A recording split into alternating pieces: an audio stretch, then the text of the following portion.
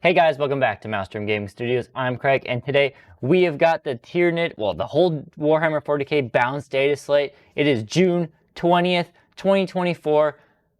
Things have changed in 40k, and it is going to be looking like a great second half plus a month year for Warhammer 40k, specifically the Tyranids. So today, we've got a lot of videos to go over, or a lot of topics to cover. I'm going to specifically be focusing on generic balanced data slate changes that affect the Tyranids, and then the Tyranid specific stuff. So I'll give you a list of video schedule we have the next week and a half or so, just so you guys know. But Tyranids are looking new. Now, are they going to be winning the top tables every single tournament? No. Let's not get that crazy. But they're going to be doing much better, I think, than they were before. So we'll dive into all of that. Just before we do, thank you to all of you channel members for supporting us, allowing us to keep doing what we're doing. Thank you if you like and subscribe. Stay up to date. We will cover a lot of Tyranid stuff as we typically do here on the channel.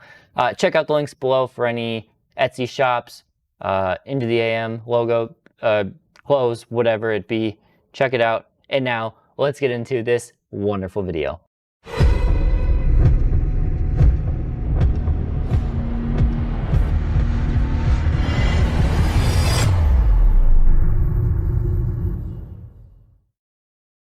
What you are going to see here is a little bit of a schedule. Like I said, this next remaining week and the following weeks are going to have a lot of good videos coming out because this big change is like a 10.5 edition is what we're sitting in. So today we're going to cover the balanced data slate changes, as I mentioned, along with the Minotaur and Field Manual stuff. Then on Sunday, I'll put a link, hopefully I remember. We're going to have a live stream battle report, yes, Sunday night at 5:30 our time. It's a weird time for a lot of you guys. Sorry if you can't catch it right away. It's the only time we could fit into the schedule, so we're doing it. And then on Monday-ish, we will have the Pariah Nexus Changes. We'll go over the new mission deck in depth, how I think Tyranids are going to play into that. You know, it'll depend on your list, but we'll cover that. We got a special video for Wednesday. And then on Friday, we'll round up this new stuff for now with changes to, or a new list for every detachment in the Tyranids, because all of them got a little bit of love, and it'll be nice to see how this changes going forward. So with that, let us get into, there you go, do this. So with that, let us get into the balanced data slate changes right now. Right off the bat, I really like a lot of these changes. A lot of things I asked for, and I thought getting all of them or most of them was wish listing, but GW has redeemed themselves a little bit here.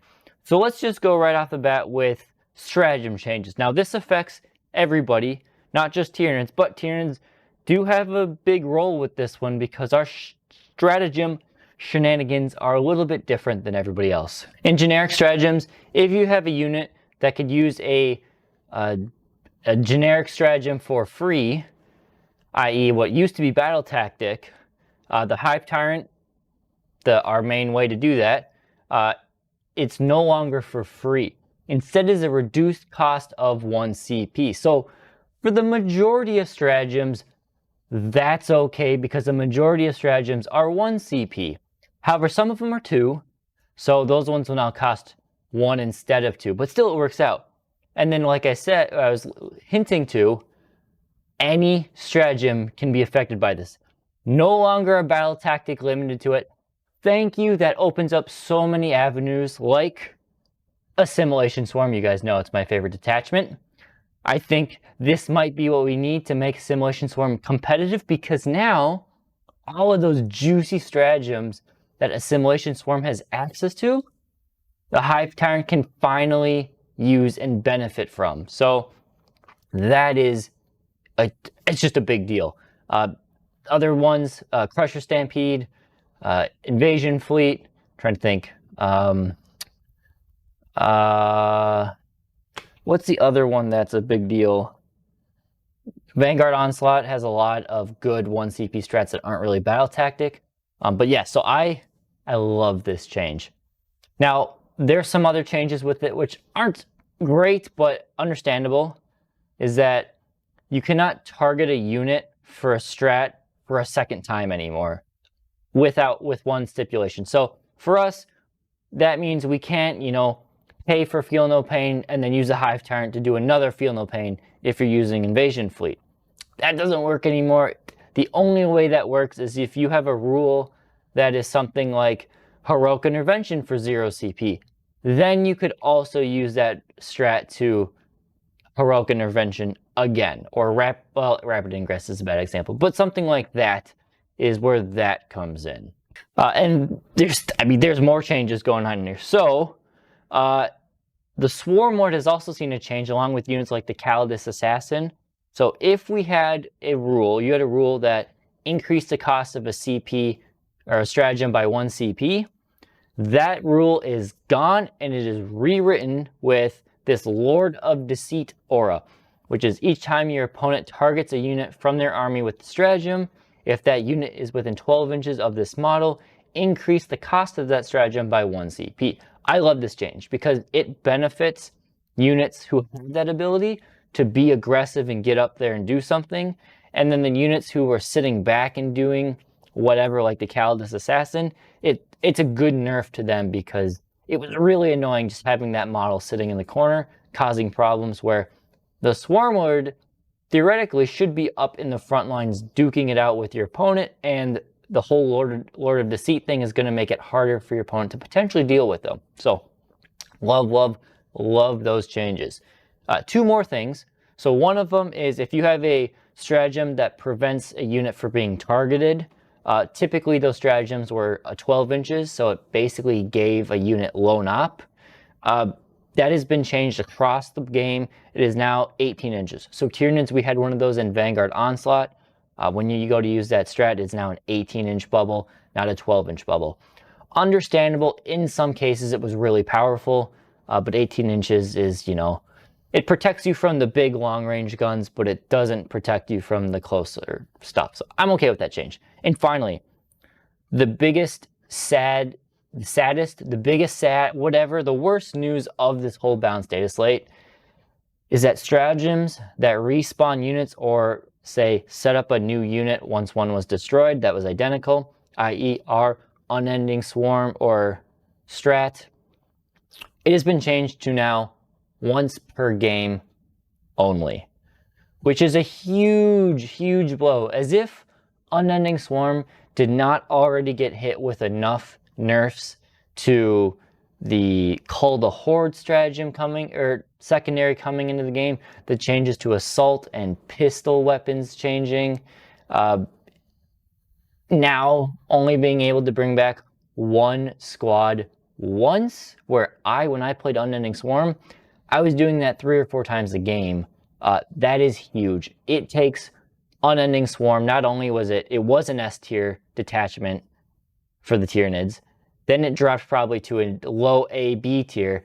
Now I'm putting it all the way down to like a D tier strat. It's unfortunate with how things have shaken up for it, but that is a change that is done. And it seems very targeted towards Tyranids because I feel like we were the only ones who really abused that, but it is what it is. So now, those were generic changes. Now we've got some specific changes to the Tyranids, which are fantastic. So let's start off with the one, and probably one of the best ones, is that Synapse has an additional rule, and that is gain 1 strength in melee if you're within Synapse range. I believe John Lennon, so I think we have to thank you for that rule. You were the initial person to come up with that, and then us other Tyranid players have strive to try and get that rule out there, be a thing, and it's a thing right now. So I'll eventually do a video. I did a melee threat video a while back. I'm going to update that video to include this new Synapse buff because this changes the calculus on a ton of different things. Melee warriors, Gene Stealers, Hive Tyrants, Norn Emissaries. I believe those are the biggest changes. Those guys now being up 1 strength puts them to a whole different threat level of damage. And then there's other ways to manipulate strength and a few other things. It's fantastic change. Shadow in the Warp has also seen a change. Was not exactly expecting this, but it's pretty cool. So you still have the same, you know, you roll your battle shock on your entire army type of thing. But if you are within 6 inches of a synapse creature, then you are also taking that test at -1. And that also stacks with the Neurotyrant ability to also give a -1. So if you have some synapse creatures that are up in your opponent's line and you trigger Shadow in the Warp, a lot of your units could be taking tests at -2. Now, one thing that is unclear, and I did not see it in an FAQ, so maybe if you guys think in the comments, let me know. Does this apply to all Battle Shock tests or just Shadow in the Warp ones? The wording is, I could see it go both ways.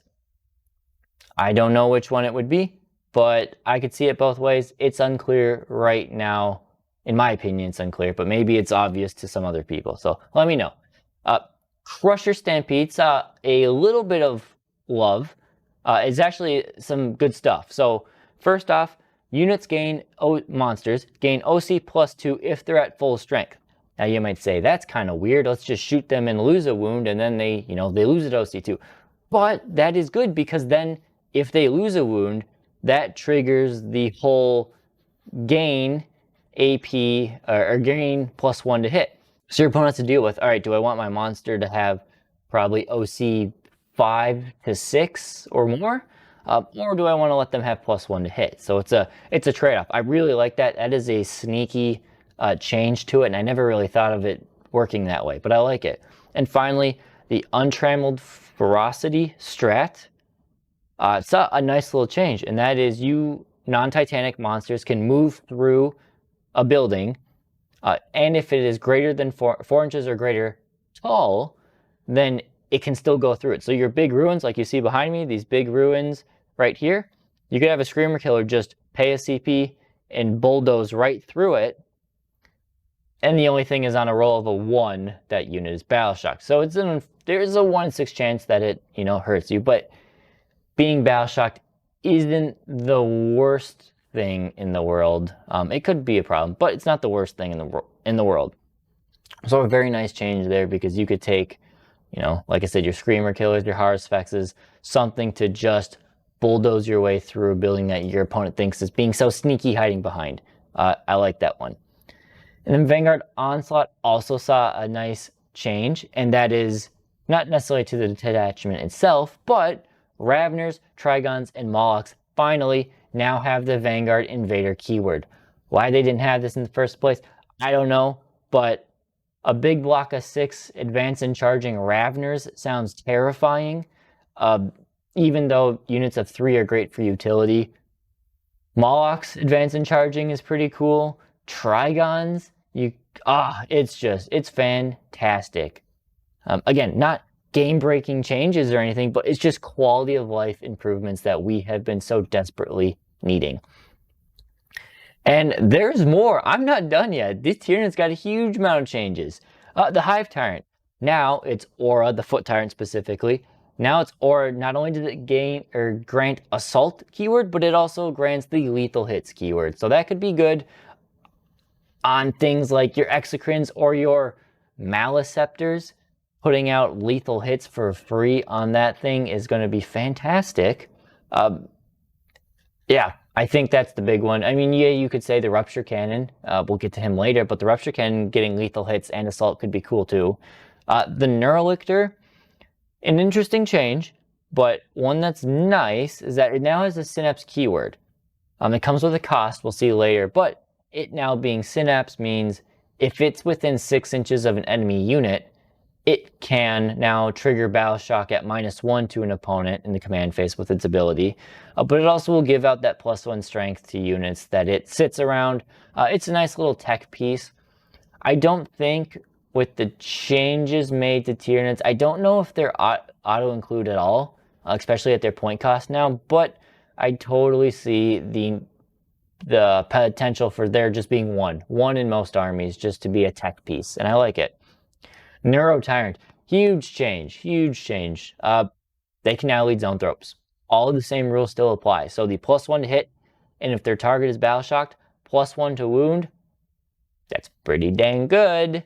It makes zoanthropes hit on 2s, and if they're battle shocked, those lances wounding on 2s, 3s. I don't know if anything. Worst case, wounding on 4s. That's going to be good, and I can see that big bubble combo being an auto include to a lot of lists. It's going to be an expensive package. The Neurotyrant and Zoanthropes is going to be expensive. That is what, 335 points, 325 points, something like that. Good chunk of your army, but it will help deal the punch because no longer do you have to worry about the whole hitting on 2s missing garbage. 2 more quality of life changes. The Broodlord, now a Synapse again. Finally, it brought it back. That allows you to bring him to strength 7 and the regular Steelers to strength 5. So watch out there. That is going to be fantastic. And then finally, the Parasite also gains Synapse keyword. So that's great. It's Parasite having it makes it more worth its points. It's still a nice little piece to fly around and give Synapse to things and be alone up. The problem is, I mean, this giving Synapse to stuff is great, but you want it that in melee, and if you're in melee with something, you're likely close to the lone op, which you can easily get by. I don't know if the Parasite will make it in, but it makes it better, and that's what matters. The Exocrine we see here, he got a surprising change. Strength 9. Fantastic. So all the lighter vehicles, medium vehicles like Rhinos, now have to respect the Exocrine shooting. It's still terrifying, and it's only just a little bit stronger. It won't help against infantry. Most infantry, you know, they're the ones that it's going after are T5, so it won't benefit it there. But it is things like Rhinos that this guy can now just delete a Rhino if it rolls decent. And finally, the Casino Cannon is no more. It is now just a terrifying Rupture Cannon. This thing, they changed it. I didn't think they were going to go this drastic. I really like the 4D3 option that I came up with, but D6 plus 6 damage? So if they both hit and both wound and both make it through, that is a minimum of 14 damage that this thing does. That is just about killing every vehicle that you'll see in the game. Shy of Imperial Knights, which this thing can one-shot now, because max of 24 damage, it could one-shot a big Imperial Knight. Now, the likelihood with, you know, feel no or invuln saves and stuff, probably not, but in 2 turns, it could pretty much just goodbye Big Knight. So, or Little Knights, some of them have 14 wounds, some of them have 12 wounds, I believe. So it could potentially threaten to just pop a baby knight, which I love. So that's it. Now you think all of these changes, they're going to increase the points on Tyranids.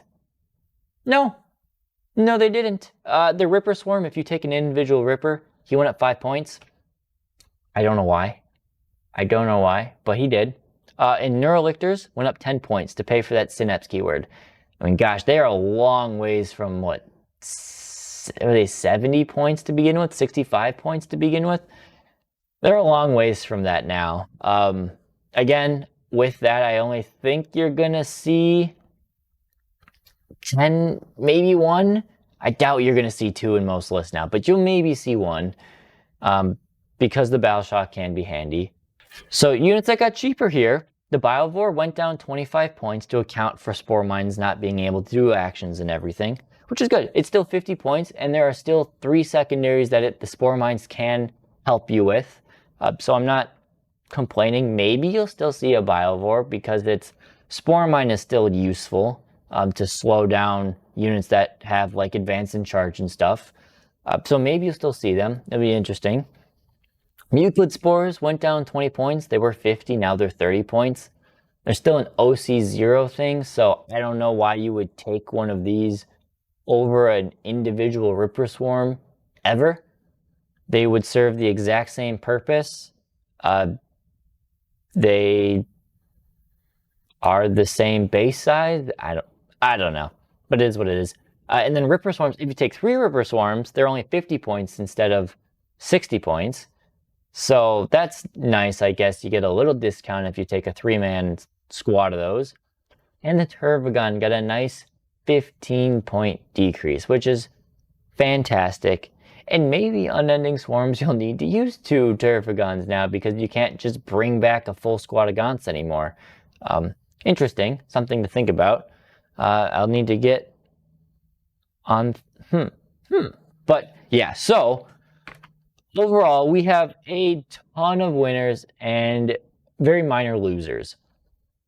And some of this is taking into account the Pariah Nexus changes, which we haven't talked about in full depth here yet on the channel, but we will. So winners outright. Broodlord and Genestealers, fantastic. Being Strength 5 really kicks their damage potential up and not going up in points. Zoanthropes, yes, they love them. We love them. They're going to see some play now. You're probably going to see at least 6 in a neuro in a lot of lists, I think. But that is that. Tyrannofex, lovely stuff.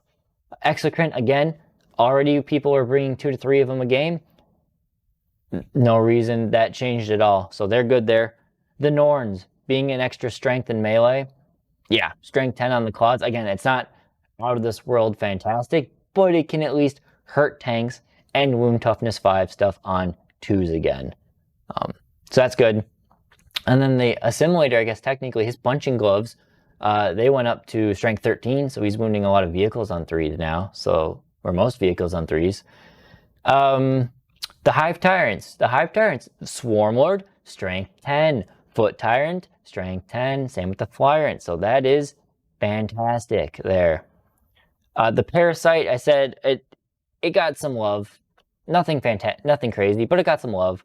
Melee Warriors with the Winged Prime, always strength 6 now. That's pretty good. If you take a unit in Assimilation Swarm, you can get them up to strength 7, which going from 5 to 6 is not nearly as big as going from 6 to 7. It has its purposes, but strength 6 is awesome these days with that. Assimilation Swarm, I think in general got some love because of the stratagem changes. Now all of those stratagems that are good are open to the -1 CP cost, and the melee warriors are better. And I think that's pretty much it. But Assimilation Swarm, now you can, so now you can use a Foot Tyrant, and you can use your Pyrovores and give them Assault while moving up the board so they're not as slow, just in general increasing the speed of what is a slow army typically. And then Vanguard Onslaught saw some nice changes. The fact that you now have access to Ravners, Moloch, and Trigons, those are good units, and they're going to be able to benefit from all of those juicy strats. I'm really excited to see. I might have to bring out blocks of 6 Ravners again. I can't do 2 blocks of 6. I only have 9, but a block of 6 in melee, moving 10 inches, advancing and charging with, what, they have 7 attacks apiece, so what is it, 35 attack, no, 42 attacks? Ooh, I'm loving that. Losers, really not many losers, but there are some. So individual Rippers, I don't know why they need to go up in points, but they did. Termagant, scoring shenanigans. This is more of a Pariah Nexus change, but no longer can they benefit from pistol and assault, shooting and doing action shenanigans. It's unfortunate, but that was really what Unending Swarm relied on, was clogging up the board, getting stuck in melee, doing those actions, and just respawning over and over again and doing that. So that's unfortunate. Unending Swarm as a whole saw just an absolute tanking in its competitive viability. Again, one of the mentions I just changed to I said to Termagants with the assault and all of that. That's huge. The only bringing back a squad once per game, that is kind of demoralizing for Unending Swarm. I don't know why. Maybe what would have been nice is they said a unit can only be brought back, so you can't bring back a unit that was brought back. That would prevent us from taking 20 gargoyles and just cycling that unit over and over and over again. I think that would have been a nicer change. Maybe it's a little bit trickier to keep track of bookkeeping wise, but it is it's sad the way that it shook out there. But that's it. Everything else saw some glow ups. So like I said with the videos, I've got a ton of different things that we want to go over. I have a GT next weekend, so I am trying to figure out what I'm going to bring to this event because there are so many options, so many options. Some things I'm considering, just as a thought, is I could do an invasion fleet, just a standard invasion fleet, because I do think vehicles are going to be prevalent in this meta, so having access to army-wide lethals is going to be important. So I thought our invasion fleet, a fun Synaptic Nexus list with a lot of melee warriors and gene stealers just speed running up the board, clogging up your opponent in their deployment zone and hoping to outlast them in scoring. That's a good thought I have. And the other one is, of course, Assimilation Swarm.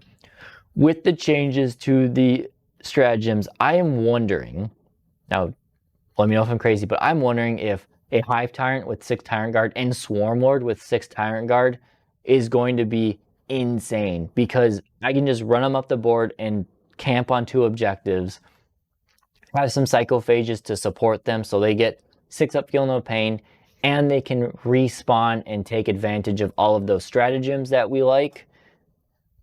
Maybe a bunch of Pyrovores to do some flaming and stuff. Who knows? Many things to consider. I don't actually own 12 Tyrant Guard yet, but I could maybe get some to borrow. Who knows? Those are my thoughts. We'll see what it does, what we bring from this. Let me know in the comments. Again, subscribe if you want to stay up to date on all these videos we're going to be doing. And remember, Sunday, live stream battle report. I'll use one of these lists, likely, or one of my lists, likely one that I bring to the tournament. Give it a crack and see what we can do against the Custodes, who also saw some love in this balanced Dataslate. So that's what I got. Thank you guys for watching. Hopefully it was condensed. You can learn. There'll be more deep dives into these things later as time goes on, but that's what we got. Thank you guys, and we'll see you next time here at Master Gaming Studios.